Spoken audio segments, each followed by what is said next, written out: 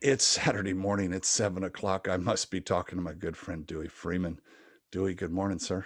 Good morning, sir. How are you? I And it's I'm been a couple of weeks, it's so it's been a couple weeks. Last week you took the week off, and well, you didn't take the week off. You were on a retreat with some of the men. Tell me about that. yeah, I was with Traver and Michael and 20 men, and it was for 3.5 of the most powerful days I've ever spent. No, hold it, hold Um, it, hold it, hold it. You've been around the block. I'm often that'd be true. saying my buddy 80,000 hours sitting to listen to people, and that most powerful 3 days. Okay, I need the headlines on that. All right, the headlines are: one was the setting, which was way out in the middle of nowhere. Two is the leadership, the three of us working together. It was like clockwork. Hmm. And we've never worked together before Hmm. in that format. Hmm. And probably three, and the most important is the men came in and were unbelievably open and willing. And literally from the minute everyone walked in. Um, so I don't want to go into details. That's not fair to the men. Um, what I will say is it was mind blowing and growth producing, and just as much for me as it was for Hmm. everybody else. We talked Um, about that on a couple of shows ago when you had the 38 students up there for. I remember the number 38 is students and 42 the number of horses you had, and right, you talked about the transformation we have as teachers at the same time. There's, we're on that journey with them, and it's. absolutely. I I don't know if all teachers are like that, but I think when you're tuned in, you can't help but have that happen. I agree with that. And you and I have talked about eldership. One of the marks, I believe, of eldership, regardless of how old you are, is your willingness to, when you're leading, is to be as open to learning as Right. everybody else in the room. Um, and that's what this was. Um, and not only learning, but deepening relationships to a depth that most people never get the chance to do in their life. So For those that missed it, I know that the three of you undoubtedly will be doing this much more often because when you find something that clicks and it works on all levels, it's like, when do we get to do this again? And I know that Traver plans in-person events now that the lost year is fading. Won't fade from our memory quickly, but it is fading. There'll be more opportunities. So I'd encourage men who want to have that kind of experience to pay attention, listen to your heart. When if it tells you, absolutely, hey, you should go do that, then get up and go do that. yeah, absolutely. And we have something. I don't have the dates off the top of my head. It's around the 20th or 21st of October, Well, there you go. that weekend. So look on Traver's site, and um, yeah, It's far it, enough in advance to plan and be there. you Sir, bet. one of the things I spend the time in between our talks thinking about what to talk about, and then we chat about it just very, very. You know me as an improver. I want the least amount of pre-talk possible, and I thought we would talk about being present because as we are so torn in so many different directions these days, finding I don't know, it's the strength, but the awareness to be present at all times for me, it's not my number one challenge, but it's in the top three. Um, and as we were back and forth with that, Traver chimed in and said, man, I'd really love to hear you guys talk about your relationships with women. And as I thought about that, I thought that probably the reason I had, um, 4 wives, because I wasn't present with 3 of That'd probably be true. And it probably wasn't just you. them. For Amen. Amen. um, But I'm not as we talked about victims, I'm not a victim of any of that. So absolutely. it's not that and so with that as our, start by asking a question. Why don't we start with this one? Because both of us have been around the block a few times. We've been in front of the judge probably more than once. No comment. the the the question we could ask is, what piece of wisdom would we have loved to have heard the first time? And let's not count those, teenage romances, but the first time you went, man, this is the one, she's the one, this is it. What would you have liked to have a voice in your head say? Whoa.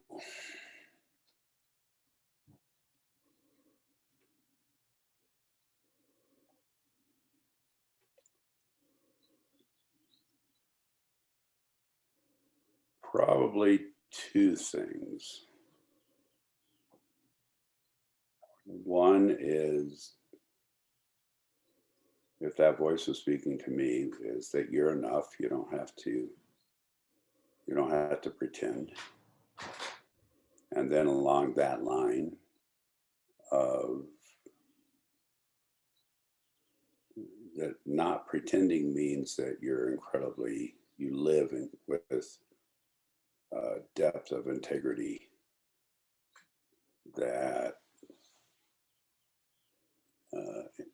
being integrous is probably the most important thing in a relationship. And how? So I'm going to take just a little sidebar, but to see if I bring this home. I deal with, in my day work, I'm always looking for transformational and disruptive technologies that I can bring back into the corporate workspace. So we're looking at Sure. labs and inventions and stuff that's science fiction. And there's a lot of work on sensors that you can put on your body or wear on your body that will alert the body when it's, doing the wrong thing, when it's the angle is moving wrong, or your foot isn't balanced, or whatever. It's kind of cool. But I'm just That's thinking, a bit mind blowing. oh, I could go for days on that. But take that idea, let me paint the picture. If there was an emotional sensor that you could put on that just give you a little buzz. So but that's a little scary, actually. But I get what you're saying. but gave you a little thing and went, oh, hold it, young Skywalker. Might want to rethink what you just said. What would that be like? Is that your Yeah, question? yeah. Because as I'm thinking, as I was listening to you talking about integrity and talking about reminding yourself that you're all you need. Now it was 55 or 56 till I had that conversation with myself. Right. And what we're suggesting is, at 25, that would have been a really good memo to get to myself. I think the hard part is that's the not the that's the prescription, but how do you integrate that when it's such a new thing? You're like, I don't even know what that means. What is that? I don't know what that looks like. What's the observable behavior so that I can look back at the end of the day and say, yes, I did that.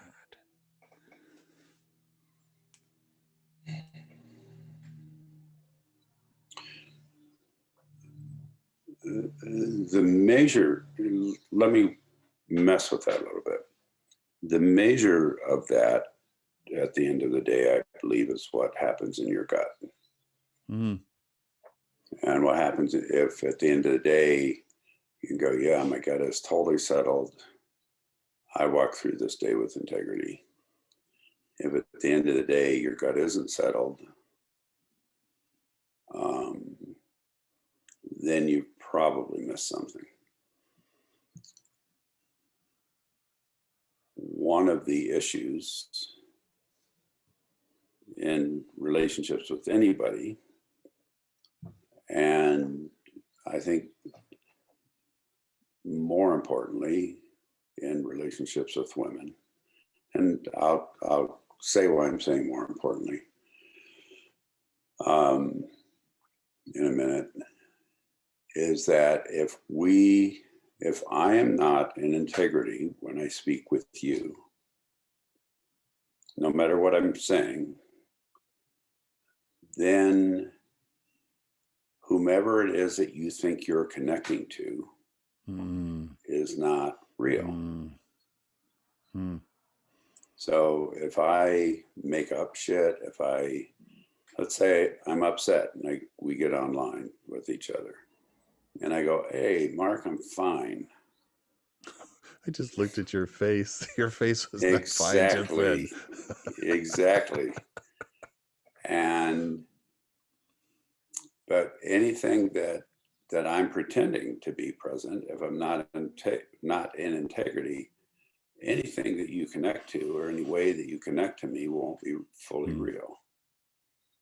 If I am upset and I come and go, I'm so tired, I'm upset, such and such just happened, then that gives you something to connect to. And and I might even say such and such just happened and I am okay.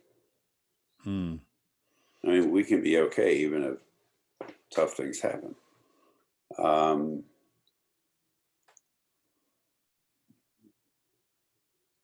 Numbers of weeks ago, we spoke about attachment versus authenticity.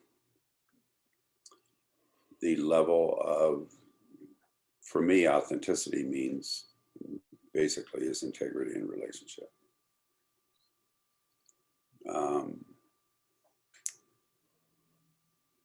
In relationships with women, I have seen both myself in the past, and you mentioned some of the stuff that you have experienced in the past. If we're not in full integrity, then those relationships tend not to last.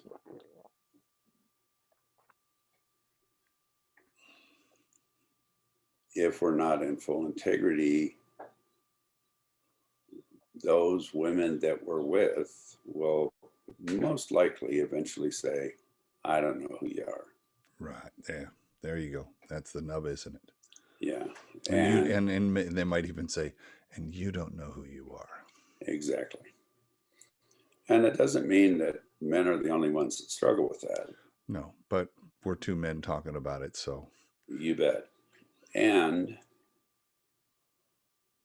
one of the things that came up in this retreat and that comes up a lot with men and is the idea of leadership.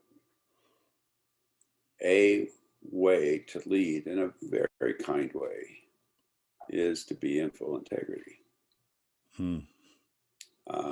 Whether it be, interestingly enough, whether it be with a woman that we're attracted to, whether it be with our daughters, whether it be with our sisters, whether it be with our mothers.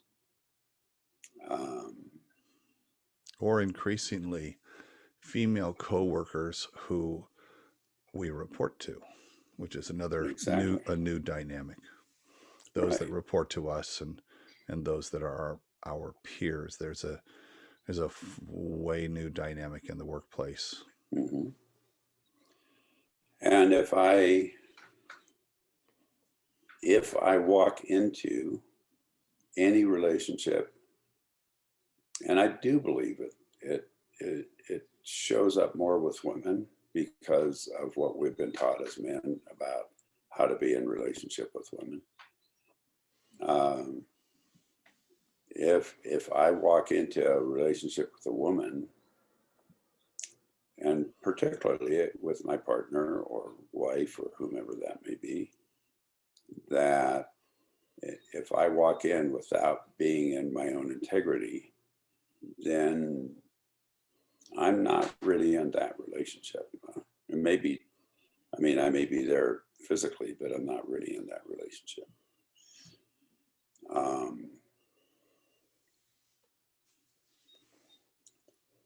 And part of the reason I speak about, particularly with women, is that I believe that women have a sensitivity to knowing that. I mean, we've talked a lot about, some of the different, well, we haven't talked a lot about it, but if some about difference between men and women and how we perceive and pick up information. I do believe that women pick up something. Their radar is set to find, they've got a fine control knob on their radar that just doesn't show up on mine. Right, exactly. And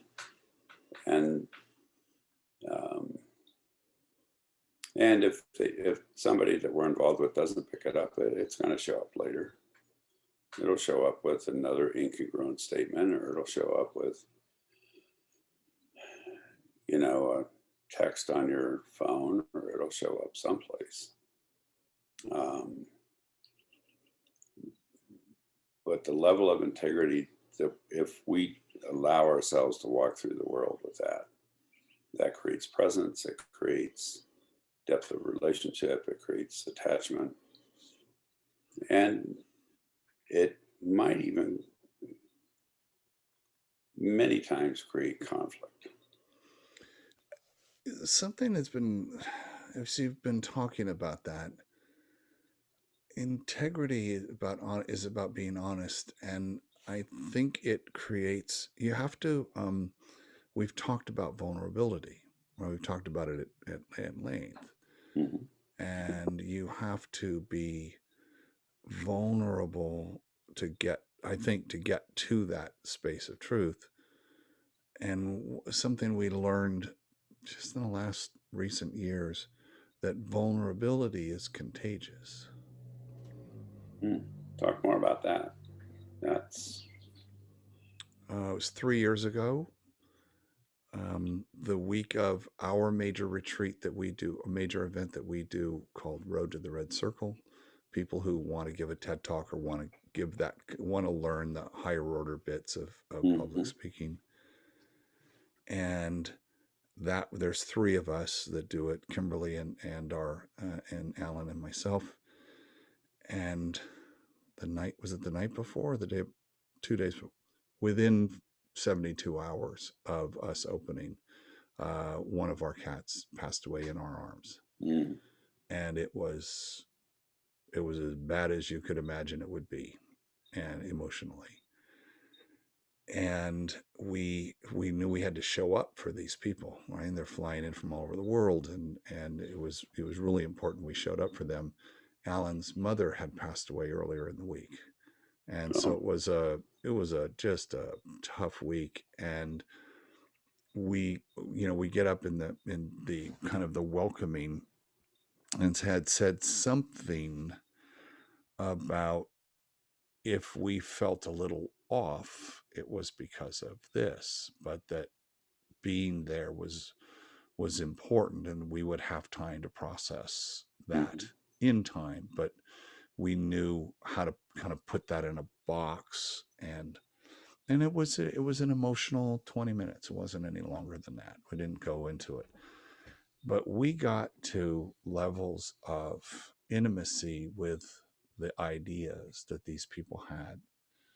By noon that day, one woman broke down on the floor just after telling her story and was sobbing. And it was the deepest, truest recount of her story ever.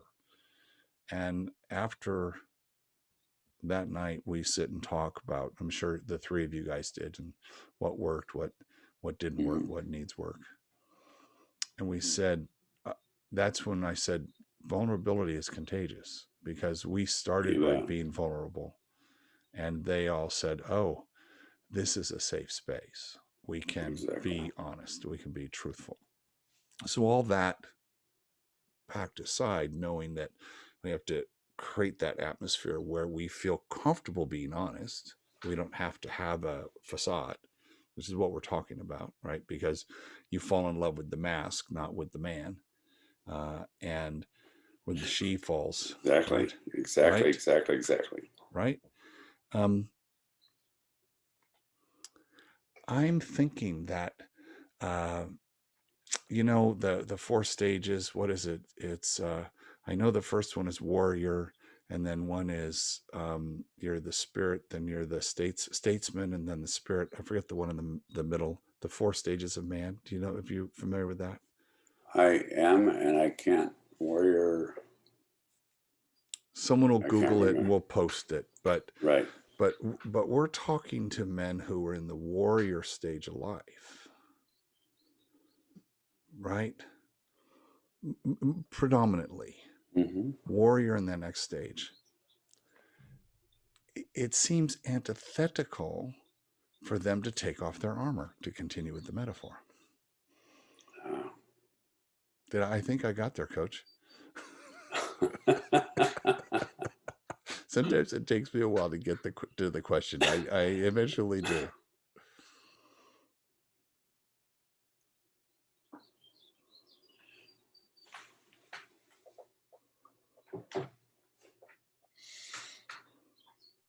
There are many, many, many ways to be a warrior. Mm. And this goes back for me. What came to mind is this goes back for me to the whole concept of power. Mm. And we've spoken about that before. For those who have not seen the other shows that we've done, power, my definition of power is the ability to influence and be influenced in contact and relationship. There are times where we need to be a warrior in a way that's incredibly protective, where we need armor, where something has gone terribly wrong and our job is to protect, our job is to penetrate, our job is to interrupt something that's really damaging to others. That's part of that warriorship. But that's not all of it. That's actually in my view, a very minor part of that. The rest of being a warrior is being able to make choices about when we take that armor off and still remain powerful. Okay, so stay with that for a second. I have a vision in my head of a samurai. Right now, we study samurai a lot, Mm-hmm. and I don't take the armor off until I know I'm safe. I mean, I'll sleep in it if I have to, because I may need to be ready. True. So, feeling like I can be honest, and I don't know if it's about honesty. It's about unprotected, right? The armor, I guess, becomes a metaphor for protection against harm. So I need to have this armor, and that armor. I mean, you've talked about attachment to pain, right? Attachment to things in the past, Right. and I create an armor against getting hurt again.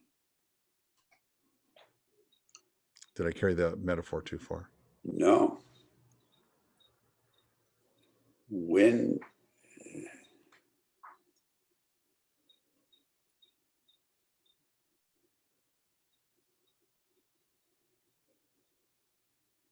we do need to protect ourselves. There are times when we need to wear our armor to bed, and there are times where we need to get up with our armor, and we need to have that 24/7.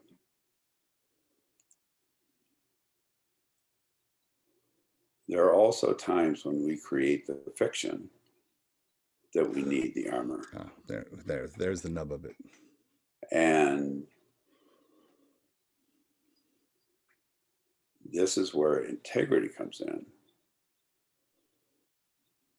where we truly need to ask ourselves, is it true that right now in this very moment, this goes to the presence, right now in this very moment, do I need this armor?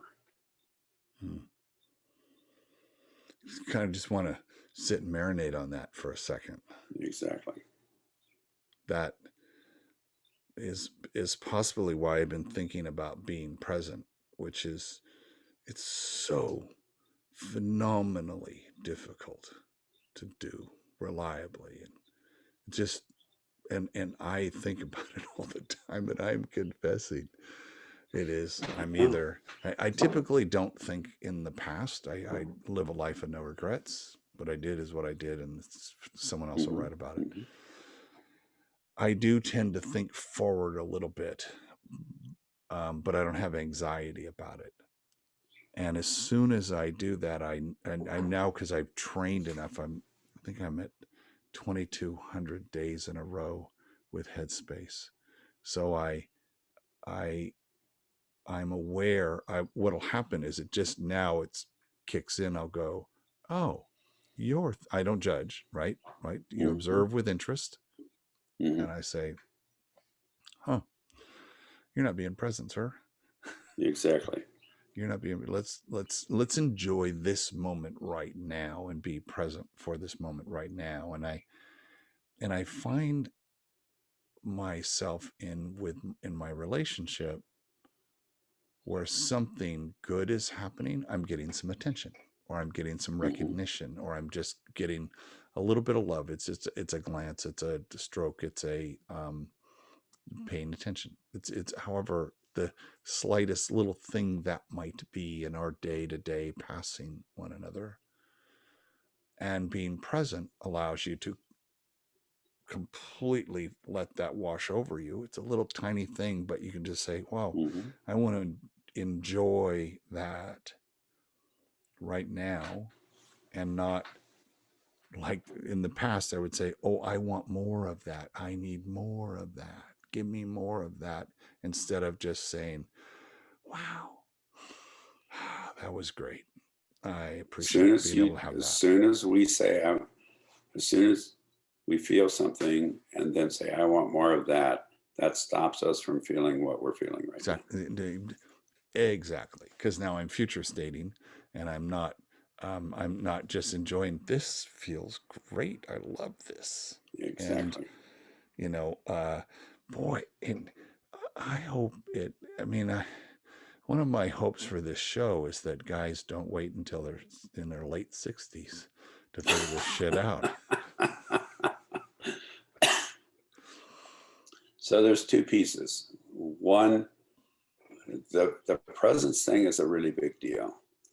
The other piece that we really need to look at is that we're in the psychology world, it's called projection. What I call it a lot is making up fiction. So I'm going to take a little bit different tack, because there's two parts of this. I think one is what you're talking about. It's like, oh, this feels good, I want this in an hour from now, and 5 hours from now, and tomorrow. And as soon as we do that, we leave where we're at. I mean, I have clients who literally, in the middle of making love with their woman, they're thinking about when it's going to happen next.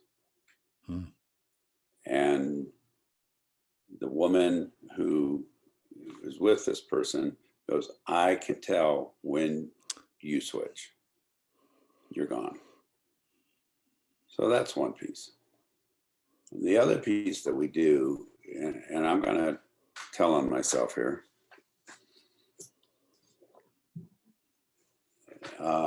It was actually after I got back from the weekend.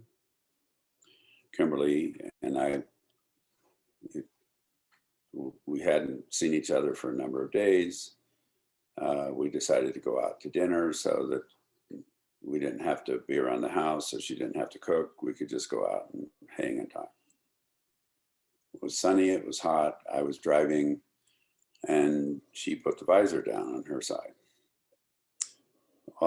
I'm tall, so when the visor goes down on the passenger side, since I'm tall, I sort of look down on it, and it like sort of blocks my whole view over to the right-hand side.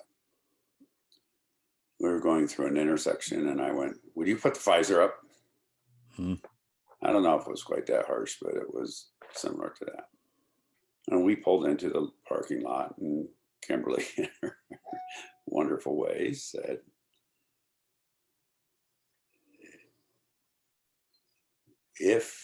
she said, "I'm totally happy to put the visor up. What else is going on here?" And what else was going on? And I, in a marriage that I had, that I was married 20 years, as a woman I was with before I was with Kimberly, she would put the visor down and she refused to put it up. And there was no cooperation. And there were many times where I'm like this, like trying to look under the visor to see if anybody's coming. And after a while of doing that with my ex, I would just be irritated. And there was no meeting me in that relationship. And I actually said that to Kimberly. I said, "Okay, here's what I think is going on. My ex, blah, blah, blah." And she said, "Right, I totally get it. And I'm not your ex. If I'm reacting as if she's my ex, I'm also not present." Right. And it was like this moment where I went, "Yeah, you're not. I thank God." On pretty much every level. But it's like, when I spoke to her that way, I was not in the present. I wasn't speaking to her. I was speaking to somebody else. Yeah, you were playing an old tape.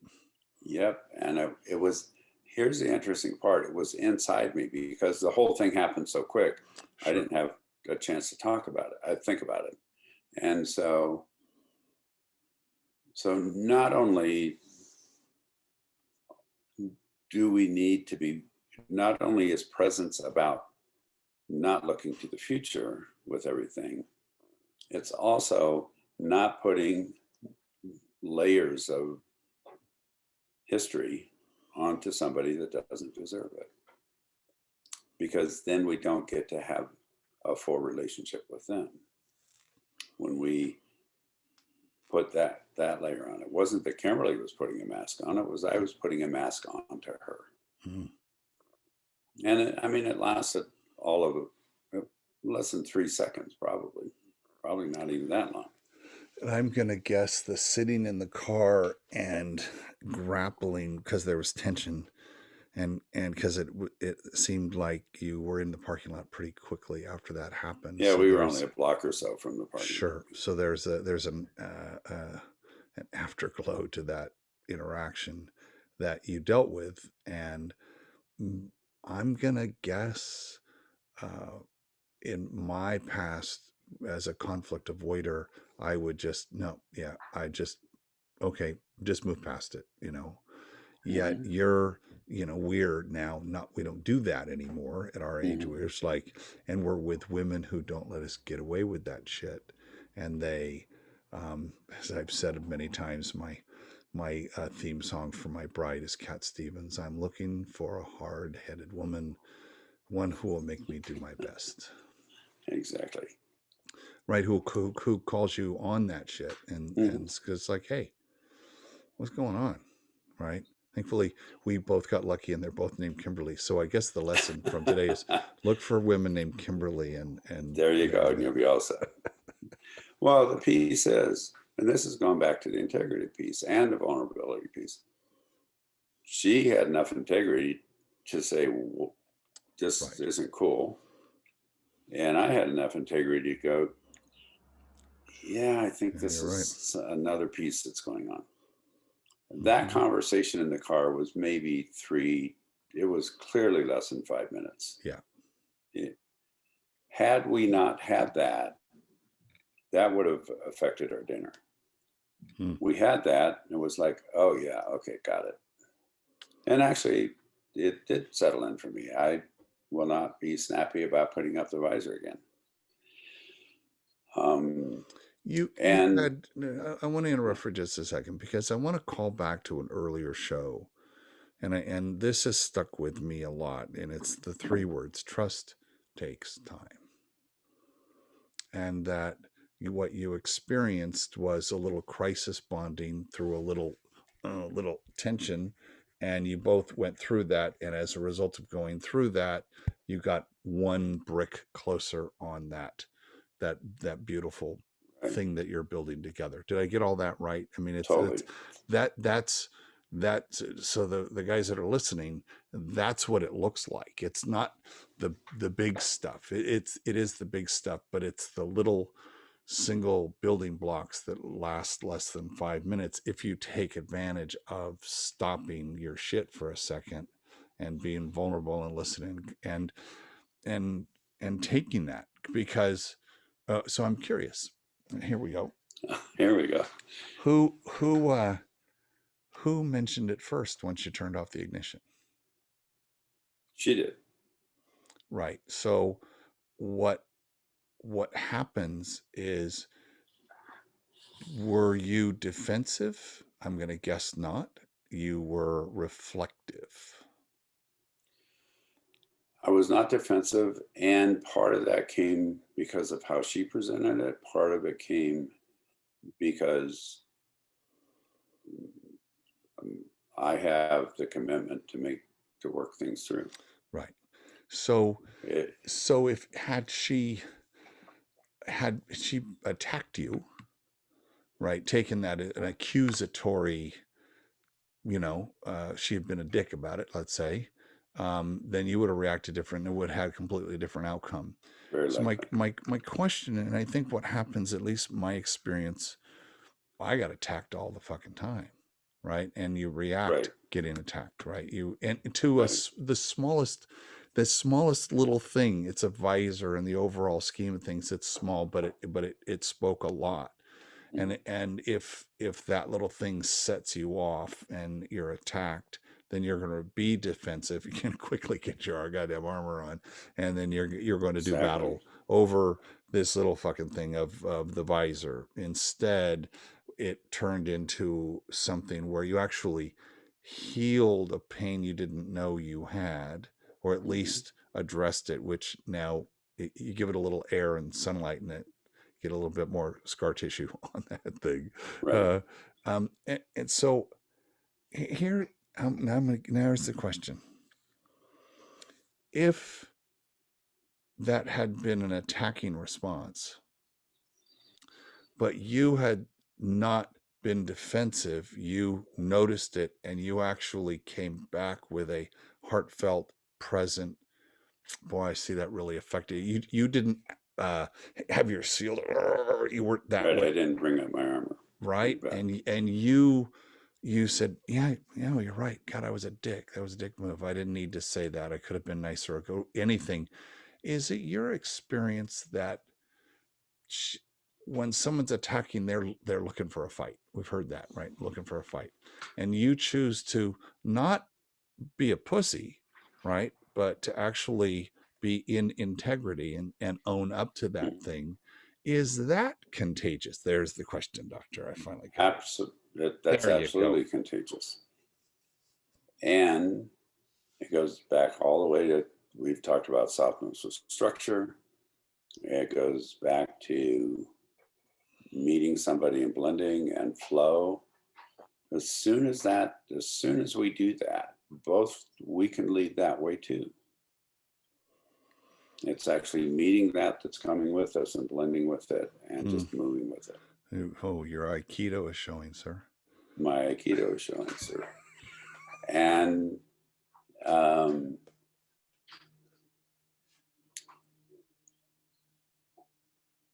and I don't know that I would always agree that when somebody attacks that it is that they're looking for a fight. Fair enough. Oh, I what are there some telltale signs?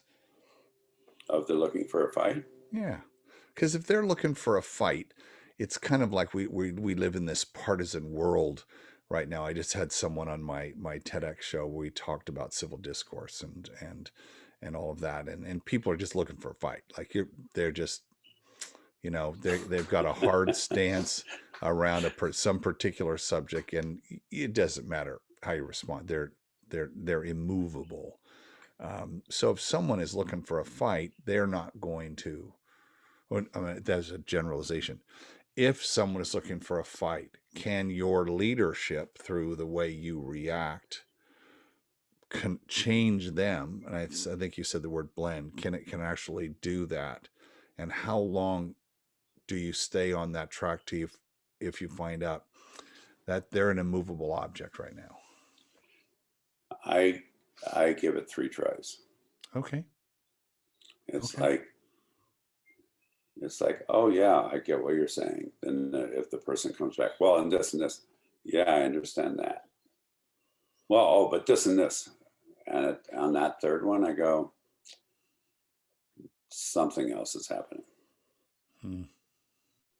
and it's at that point, again, when I'm talking about softness of structure, it's at that point that I bring in a greater level of structure.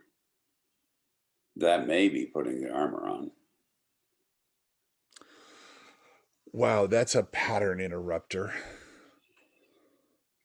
right? If you just reach out and interrupt their pattern by hugging them and loving on them, Mhm. that, and if I'm just kind of visualizing if they resist that, no, you're not going to love me. I'm not going to let you love me Mhm. right now. I'm not going to let you affect me right now. You might even hug them a little harder. And A little I'm harder. guessing Right. that in some situations they might break down and cry and say, thank you so much. I really needed that hug. Right. And again, we're talking about creating openings. We're talking about, Yep. Yep. and that's this whole piece with softness and structure. That's also, there's also choice in all of that. Depending on the situation, we might have structure up the yin yang, and that might be full armor on. There'll be other situations where softness is what is called for. But our process, our job is to, and this is staying present. And it's also in relationship, particularly with those that we're close to and intimate with, is that there's an ebb and a flow in here. And um, the more that we're able to be fluid, the better off our relationships will be, and the more present we will be able to be. There's always some point in the show, and for people who know the show, it's when Mark turns down and writes down something. He knows what the title of the next show is. I will reserve the right to keep that a secret for right now. But You bet. you just tapped it. You mentioned something that just got me thinking about how we react, and the word blend is a big part of that. Like, Hmm. and it harkens back to about 20 minutes ago. You were saying that it's the warrior's understanding of the given situation, of knowing that softness and structure. It's that Right. warrior.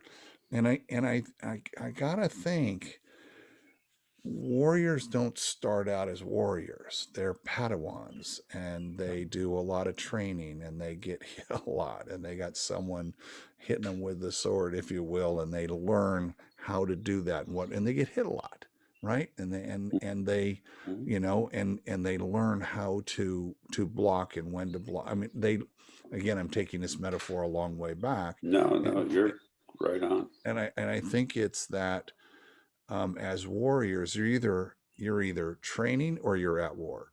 So the two states, it's pretty Hmm. binary, right? If I'm at war, if I'm not, I'm training, I'm working out, I'm getting prepared, I'm readiness, looking at readiness, right?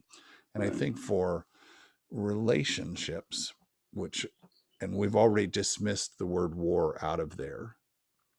Relationship, it's about, I'm either in that relationship or um, I'm kind of practicing. I'm making myself better so that once I'm in contact, I can be more fully present, Totally. a better person on all those different levels, because that's the most important relationship in my life other than the one to myself.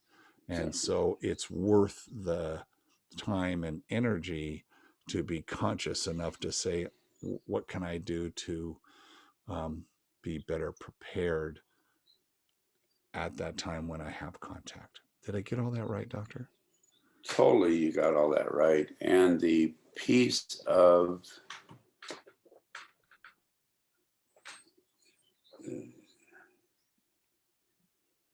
what's so important about what you're saying, Mark, is those little building blocks of contact Yeah, right. and our willingness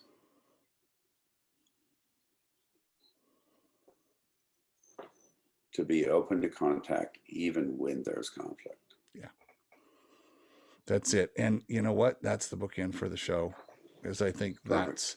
that's the hard part, is knowing it's gonna be hard, and knowing you're gonna be okay, and knowing you're gonna get on the other side of it, and it's just a Right. wave that's gonna wash over you. You will both be better as a result of you showing the leadership to not run away when it gets hard. Exactly. So let me leave everyone with this statement. We can do hard things. There you go. Dewey Freeman, as always, I love you, brother. Thank you, Mark. I love you very much. Till next week. Till next week.